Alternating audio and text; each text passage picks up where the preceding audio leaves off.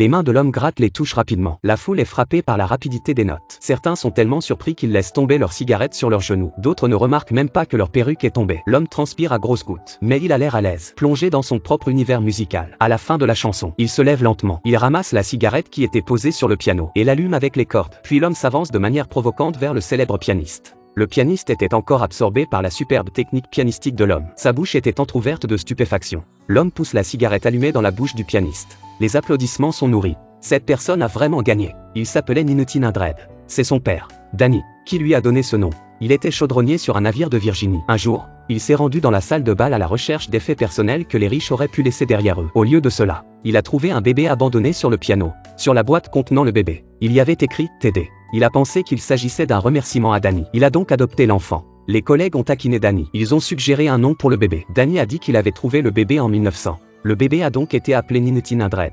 Le petit garçon a vécu avec Danny sur le bateau. L'équipage l'aimait. Il n'était plus le bébé de Danny. Il était l'enfant de tout l'équipage. La vie est toujours malheureuse. Quand Nineteen Hundred avait 8 ans, Danny a été frappé à l'arrière de la tête par une chaîne déraillée. Quelques jours plus tard, Danny était parti pour toujours. 1900 est devenu orphelin. Le malheur n'est pas la seule chose qui arrive. C'est alors que quelqu'un a signalé que des enfants travaillaient sur le navire. De nombreux gardes sont venus sur le bateau pour arrêter 1900.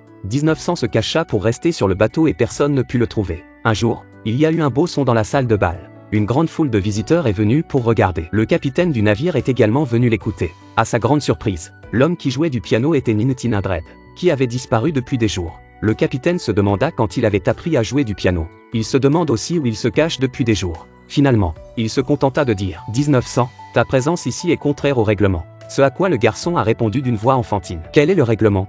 Un bateau qui tremble. Max a été balancé d'un côté à l'autre. Mais cet homme était debout. Lorsqu'il relâche le frein du piano, le piano glisse au gré des oscillations du bateau, comme une voiture mal conduite. L'homme qui joue du piano s'amuse à jouer sur le piano qui glisse. Il appelle Max à s'asseoir à côté de lui. Max, malgré sa confusion, mais il obéit à l'homme et s'assoit à ses côtés. L'homme est comme le conducteur du piano. Il emmène Max à travers les notes rythmiques. Une grosse vague arrive. Le bateau oscille encore plus. Le piano s'écrase contre une vitre entière dans le couloir et s'échappe vers la chambre du capitaine. Les murs sont brisés. Le capitaine est furieux. Il les envoie pelleter du charbon dans la chaufferie. Malgré la punition, les deux jeunes gens sont heureux. Ils devinrent les meilleurs amis l'un de l'autre. Chaque fois que l'homme jouait les cordes du piano, Max jouait de la trompette. Ils étaient heureux de jouer pour les touristes à bord. Ils préféraient jouer pour les pauvres dans les cabines à bas prix plutôt que dans les cabines premium.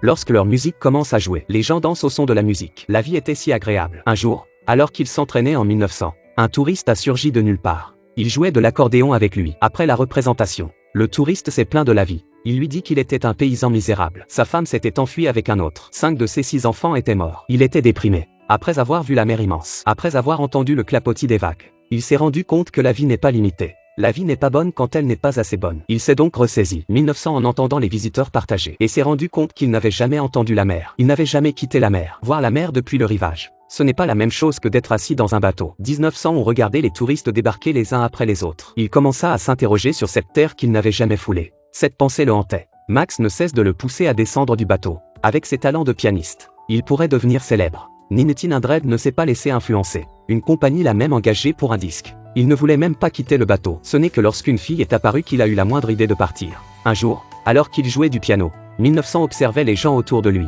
comme il en avait l'habitude. Devant la baie vitrée, une jeune fille semble se regarder dans un miroir. La beauté de son visage le fascine. Il s'entraîne à lui parler dans le miroir, mais il n'y parvint jamais. Pour la première fois, il sentit cette émotion grandir. Au milieu de la nuit, il courut vers le grand dortoir des touristes, cherchant les filles une à une. Il a regardé le visage endormi de la fille. Il n'a pas pu résister à l'envie de l'embrasser. Ils ne se sont pas parlé jusqu'au jour où la jeune fille devait quitter le bateau. 1900 a eu le courage de lui donner son disque. Mais la foule était trop nombreuse. Le disque, plein de cœur, ne passe pas. Dans un accès de rage, Nineteen Hundred a battu le record. Cet homme n'avait jamais quitté un bateau depuis sa naissance. Il regardait les touristes partir en masse et voulait voir un monde qu'il n'avait jamais connu. En repensant aux touristes qui s'étaient confiés à lui, il voulait désespérément entendre le bruit de la mer depuis le rivage. L'équipage et les tentes de la cantine l'ont tous vu partir. L'homme descend lentement les escaliers sous les yeux de la foule. À mi-chemin, il s'arrête soudain, regardant l'étrange pays plein de grands immeubles. Auparavant, il ne voyait que l'horizon infini de la mer. Cela le mettait très mal à l'aise. Après un moment de réflexion, il enlève son chapeau. Il se retourne vers le bateau. En quelques minutes, il décida de ne jamais quitter le navire. De toute sa vie, il n'a jamais été aussi près de la terre ferme qu'à mi-chemin de l'escalier. Quelques années plus tard, Max quitta le navire. Cela faisait 19 ans qu'il était parti. Pendant ces années, la guerre était omniprésente. La vie de Max à l'extérieur n'était pas très bonne, au point de vendre sa trompette. Et il ne l'a vendue que pour $25.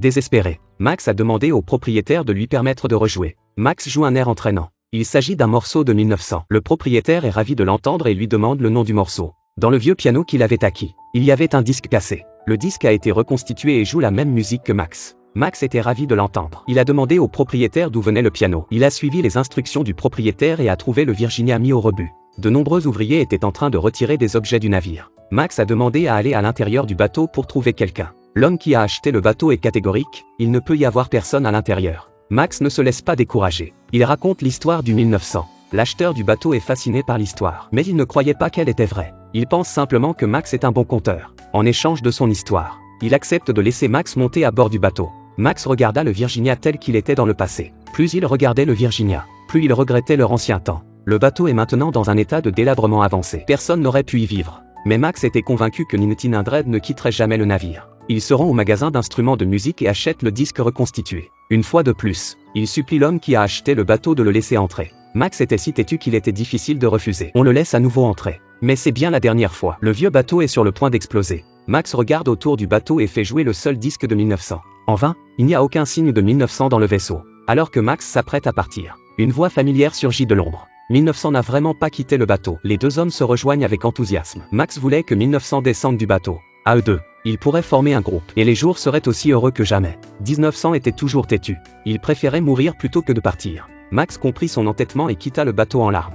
1900 joua du piano dans les airs, aussi radieux qu'il l'avait été toutes ces années auparavant. Il y eut un rugissement. Le bateau et lui sont partis pour de bon dans la mer infinie. Un clavier a un début et une fin, tout comme la vie. 1900 avait peur de ne pas voir la fin. Le meilleur endroit pour lui, la Virginie, où il est né et a grandi. Sa vie a été consacrée à la musique et à la mer.